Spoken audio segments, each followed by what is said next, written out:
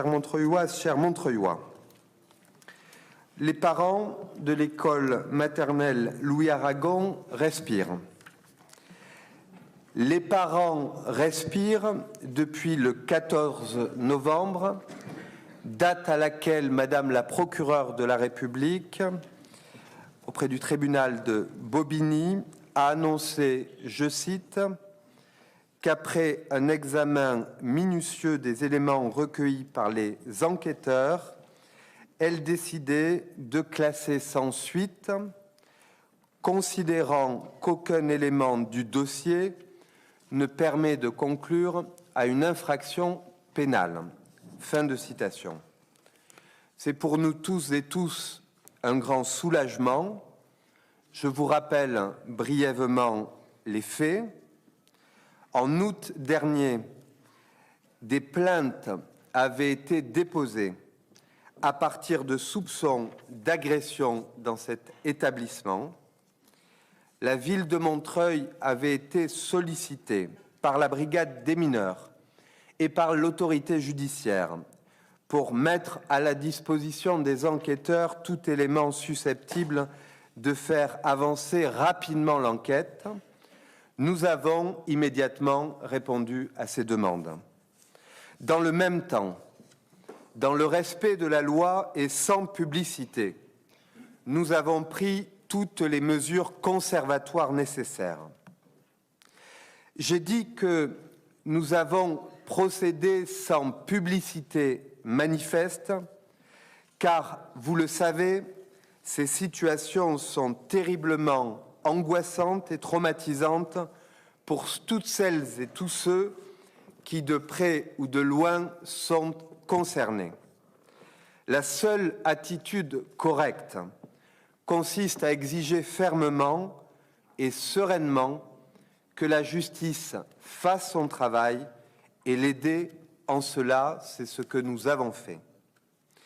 Mais là où la prudence et une forme de réserve responsable s'imposent, et alors que la justice enquêtait, des esprits malsains et malveillants ont immédiatement fait courir une rumeur à l'encontre de certains agents municipaux, déclenchant des réactions d'hostilité.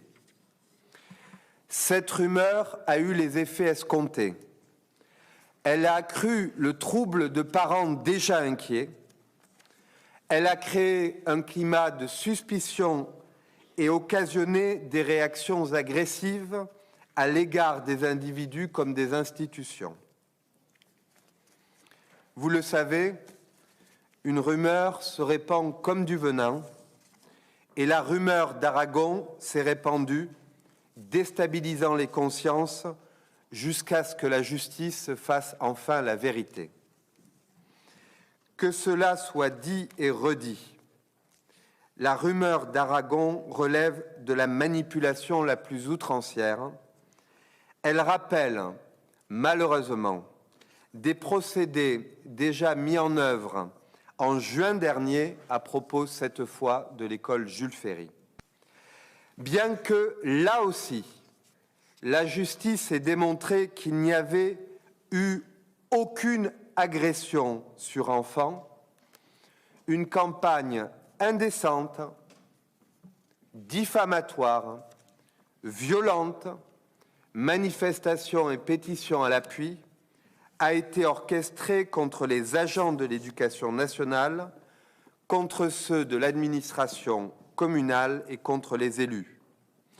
Une certaine presse et des réseaux ont cru bon entretenir en les relayant ces allégations nourrissant l'inquiétude légitime des parents. Ces faits d'une extrême gravité ont conduit la municipalité de Montreuil à porter plainte contre les auteurs de ces fausses accusations qui ont désigné, au-delà des institutions, des femmes et des hommes marqués à jamais par ces calomnies. Pourquoi salissent-ils ainsi notre ville et ceux qui la font vivre? Quels sont leurs objectifs? Au rang de ceux qu'il convient d'appeler les organisateurs de la rumeur, on trouve une association, Unité, Dignité, Courage, l'UDC, le signe et l'exact opposé de ce qu'ils font concrètement, division, indignité, calomnie. Cette organisation aux contours troubles a été particulièrement violente et même très violente dans le cadre de l'affaire Jules Ferry, accusant injustement des personnels, des institutrices et des instituteurs et déclarant que les institutions couvraient des faits monstrueux. Ce mouvement opaque a été jusqu'à organiser des manifestations devant notre maison commune, la mairie de Montreuil, entraînant dans son sillage des groupuscules hostiles a priori et hélas des personnes trompées et abusées. Assisterons-nous au même scénario dans le cas de la rumeur de l'école Aragon? Ce que nous constatons déjà, c'est que des pseudo-associations, dont certaines sont liées à l'extrême droite la plus radicale, sont à la manœuvre. C'est le cas d'une association qui a distribué des tracts devant Aragon et dont ses membres ont eu maille à partir avec la justice pour des faits de droit commun où il serait question d'escroquerie, de stupéfiants et de violence sur personne. Ces structures continuent à inoculer mensonges, haine et division. Ces faits appellent notre vigilance. Lors d'un de nos conseils municipaux, nous avions abordé l'affaire Jules Ferry. J'avais exprimé le soulagement de notre conseil suite à la décision de classement sans suite. À cette occasion, j'avais déjà effectué une mise en garde contre la rumeur ignoble que des esprits mal intentionnés faisaient courir. Puisqu'on a, avec les familles, plusieurs fois tenté de contacter M. Bessac, qui est maire de Montreuil, et qui a son ami, puisqu'on va dire, on va l'appeler comme ça, l'ami, le principal accusé, distribue des tracts avec le maire de Montreuil depuis des années sur Montreuil. Donc on a les preuves de ça.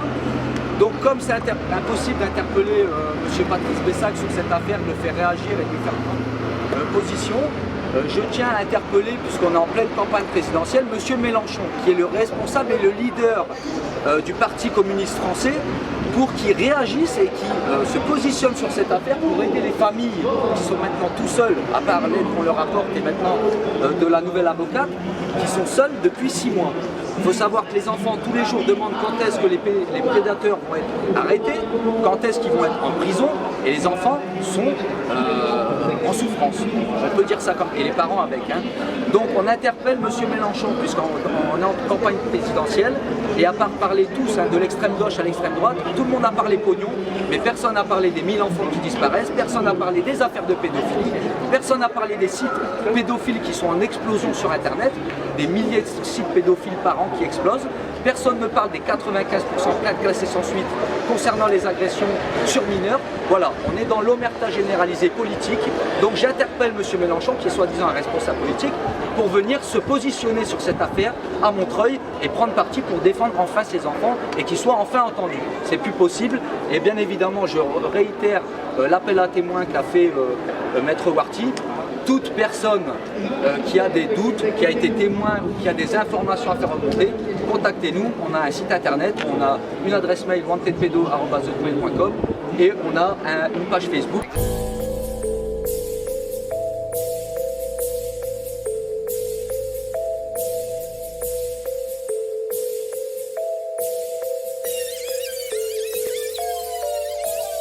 Moi je vais appuyer sur le fait qu'aujourd'hui, parce que je crois que les autres ont dit beaucoup de choses, le prédateur aujourd'hui travaille toujours dans les écoles, donc c'est très inquiétant.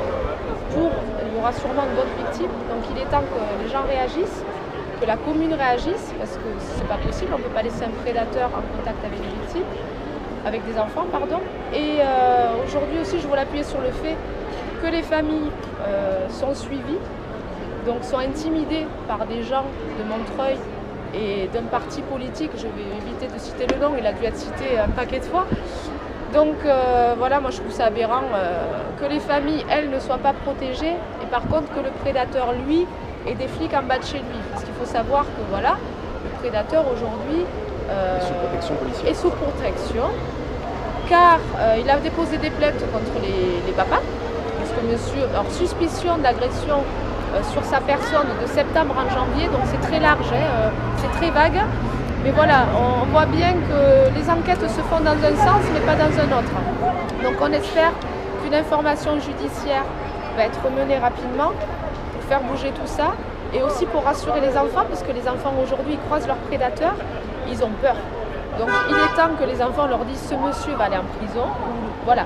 En tout cas, il faut faire quelque chose, il faut que ça bouge, et on espère que tout le monde va se mobiliser sur cette cause, parce qu'aujourd'hui il y a 4 victimes. Au minimum, il y a d'autres familles, il y a d'autres enfants cités en tout cas par les 4 premiers enfants. Donc j'imagine que des parents vont commencer à poser des plaintes. Enfin, en tout cas, on l'espère, parce qu'on sait qu'il y a d'autres victimes. Et il y a d'autres futures victimes, en tout cas, vu que le prédateur travaille toujours dans une école, il y a un moment donné, il va falloir écarter ce monsieur, le mettre dans des bureaux peut-être par exemple, je ne sais pas. Ou en prison. Ou en prison. En tout cas, mis en examen, il serait temps qu'il le soit. Voilà. On est d'accord. Voilà, je vous remercie.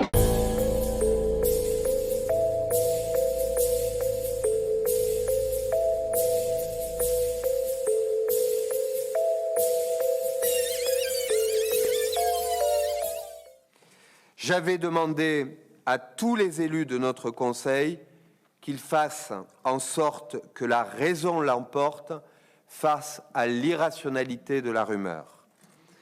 L'affaire Aragon nous a hélas révélé que nous n'avions pas été totalement entendus et qu'une voix avait relayé celle des imposteurs.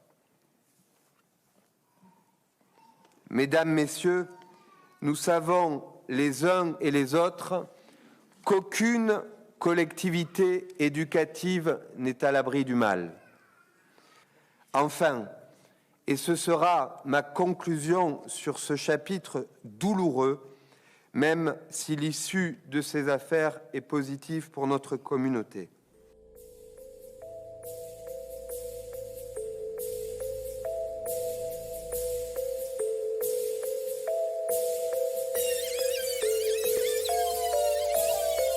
N'est pas la question tranquille, ta vie peut basculer sur un simple coup de fil, tu t'es cru intouchable jusqu'au moment où t'es retrouvé calciné dans un fournil. Trop scélérate et la justice, accompagnée de sa sœur la police, et les preuves disparaissent du dossier, les procès sont truqués et souvent finissent dans les abysses. Ça va plus loin que l'affaire du Dutroux. Les élites politiques se font manger le bout, oui je le dis, manger le bout. Mitterrand comme médite et Jacques Lang dans le trou. L'intelligence ça dirige les mœurs, voilà pourquoi le réseau choral a duré. Vous les parents avez un devoir, c'est protéger vos enfants, alors défoncez.